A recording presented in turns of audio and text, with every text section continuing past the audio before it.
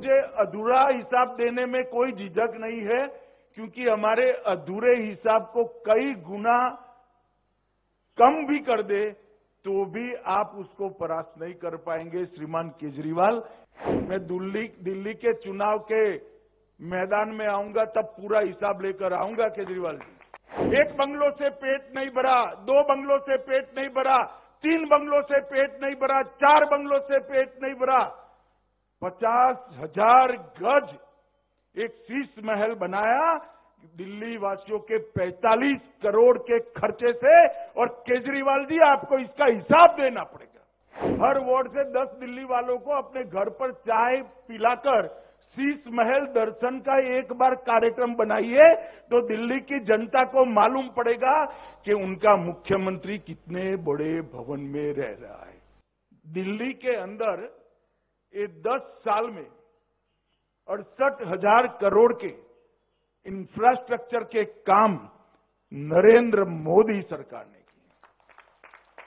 जो लोग हिसाब देना नहीं चाहते और हिसाब मांगने की आदत पड़ी है, उनको मैं कहना चाहता हूं कि मैं आज पाई पाई का हिसाब देकर जाता हूं।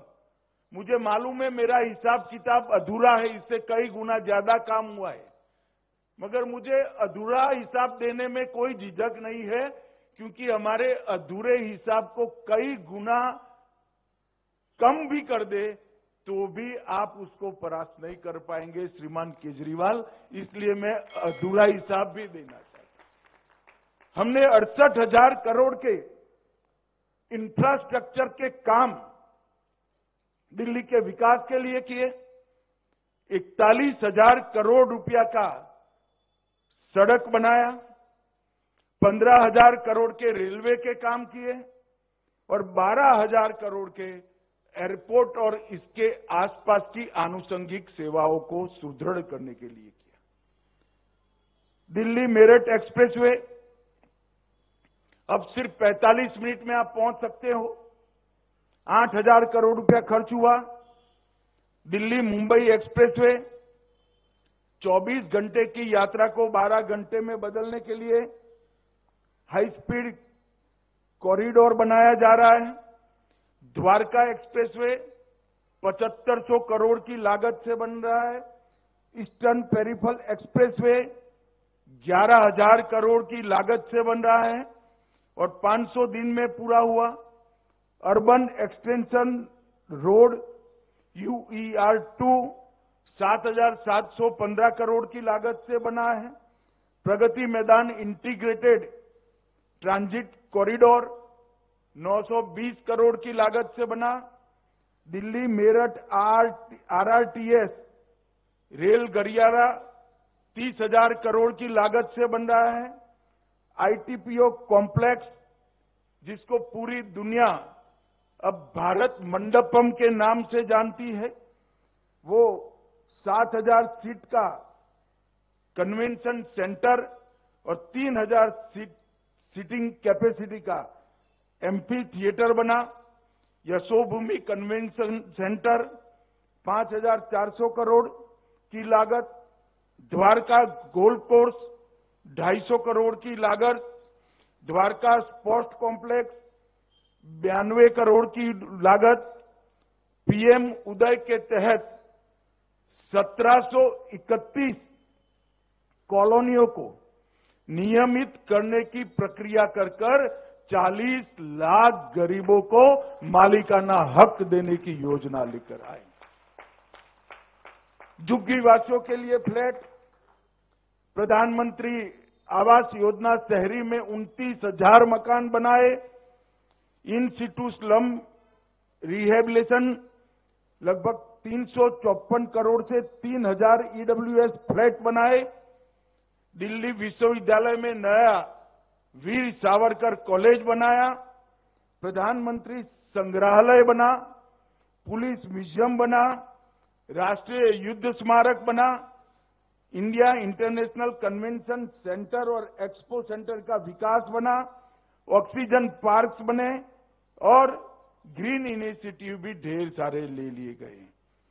अब इतना सारा इंफ्रास्ट्रक्चर का काम, और मैं फिर से स्पष्टता करना चाहता हूं कि अधूरा हिसाब है, आनन फानन में बनाया गया है। मैं दिल्ली के चुनाव के मैदान में आऊंगा तब पूरा हिसाब लेकर आऊंगा केजरीवाल जी, मगर मैं आपको पूछना चाहता हूं कि आपने क्या किया, इसका जरा हिसाब दिल्ली वासियों को दीजिएगा। मैं अभी मेरे घर पर कुछ बच्चे मिलने आए थे, तो साहसिकता से मैं बात कर रहा था कि भाई ये हुआ ये हुआ ये हुआ। फिर मैंने उनको पूछा कि भाई केजरीवाल जी ने क्या करा, और मैंने ही जवाब दे दिया मेरी गलती हो गई कि कुछ नहीं किया। तो एक बच्चे ने स्फूर्ति से कहा कि साहब ऐसा नहीं है, आप इतना अन्याय उनको मत करिए, और दृढ़ता से के साथ विश्वास के साथ कहा। तो मैंने कहा क्या कहना चाहते हैं, अब क्या किया? तो कि एक बड़ा 45 करोड़ का शीश महल उन्होंने अपने रहने के लिए बनाया। जो राजनीति में आए तब कहते थे हम सरकारी गाड़ी नहीं लेंगे, सरकारी बंगलो नहीं लेंगे, एक नए प्रकार की राजनीति का आगाज करेंगे। एक बंगलों से पेट नहीं भरा, 2 बंगलों से पेट नहीं भरा, 3 बंगलों से पेट नहीं भरा, 4 बंगलों से पेट नहीं भरा, 50,000 गज एक शीश महल बनाया दिल्ली वासियों के 45 करोड़ के खर्चे से। और केजरीवाल जी आपको इसका हिसाब देना पड़ेगा, दिल्ली की जनता को हिसाब देना पड़ेगा। किसके पैसे से 6 करोड़ के डिजाइनर मार्बल लगाए आपने? किसके पैसों से 6 करोड़ के मोटराइज पर्दे लगाए? किनके पैसों से 70 लाख के खोलने के लिए खड़ा ना होना पड़े ऐसे ऑटोमेटिक दरवाजे लगाए? किसके पैसों से 16 स्मार्ट टीवी 64 लाख रुपए के लगाए? किसके पैसे से 50 लाख रुपए की कारपेट बिछाई गई? किसके पैसे से सजावटी पिल्लर 36 लाख के बनाए गए? दिल्ली वासियों को पानी देने का कोई हिसाब नहीं है। आपके 4 लोगों के परिवार के लिए 15 करोड़ का वाटर सिस्टम आपने लगाया केजरीवाल जी। दिल्ली की जनता इसका जवाब आपसे पूछ रही है। रिक्लाइनर सोफा और ढेर सारी सुविधाएं हैं, इसमें से कुछ चीजें तो ऐसी है जिसका नाम ही मैंने तो पहली बार सुना, भैया ऐसा भी कहीं हो सकता है। और वो जब मुख्यमंत्री थे तब मैं कहता था उनको, एक बार ट्वीट भी किया था, हर वार्ड से 10 दिल्ली वालों को अपने घर पर चाय पिलाकर शीश महल दर्शन का एक बार कार्यक्रम बनाइए, तो दिल्ली की जनता को मालूम पड़ेगा कि उनका मुख्यमंत्री कितने बड़े भवन में रह रहा है। भाइयों बहनों, दिल्ली के इंफ्रास्ट्रक्चर के लिए जब काम करने का मौका मिला, 10 साल का मौका मिला, और उस वक्त उन्होंने क्या किया? उन्होंने अपना भवन बनाने का काम किया, इंफ्रास्ट्रक्चर की चिंता नहीं। और ध्यान भटकाने वाले मुद्दों पर आप आगे बढ़ते हो। भाइयों बहनों, केजरीवाल जी अन्ना हजारे के भ्रष्टाचार विरोधी आंदोलन की प्रोडक्ट। मैंने अभी कहा, सुषमा जी ने 12 लाख करोड़ के घपले घोटाले भ्रष्टाचार को उजागर किया था। अन्ना हजारे ने वो भ्रष्टाचार के खिलाफ आंदोलन किया, और वो भ्रष्टाचार के खिलाफ आंदोलन के बाद जो केजरीवाल कहते थे हम कभी राजनीति में नहीं आएंगे, अन्ना बेचारे रालेगांव सिद्धि में वापिस चले गए। इन्होंने एक पार्टी बनाई और मुख्यमंत्री बने, हमें कोई आपत्ति नहीं, मुख्यमंत्री बनकर आपने किया। शराब का घोटाला किया, मोहल्ला क्लिनिक के नाम पर करप्शन किया, टेस्टिंग के नाम पर दवाओं के नाम पर करप्शन किया, 16 स्ट्रीट का करप्शन किया, सीसीटीवी कैमरा के नाम पर करप्शन किया, बस खरीदने में घोटाला किया, और सबसे बड़ा घोटाला निजी सुविधाओं के लिए शीश महल का करने का काम केजरीवाल जी आपने किया है। दिल्ली की जनता को आपको जवाब देना पड़ेगा, और दिल्ली की जनता इसका जवाब मांगेगी।